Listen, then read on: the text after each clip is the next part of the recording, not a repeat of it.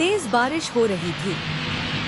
छोटी बहन स्कूल के गेट पर खड़ी थी, परेशान क्योंकि उसके पास छाता नहीं था। तभी उसका भाई दौड़ता हुआ आया, पूरा भीगा हुआ, लेकिन हाथ में छाता लिए मुस्कुराता हुआ। उसने कहा, तुम्हारा छाता घर पर पड़ा था, इसलिए ले आया।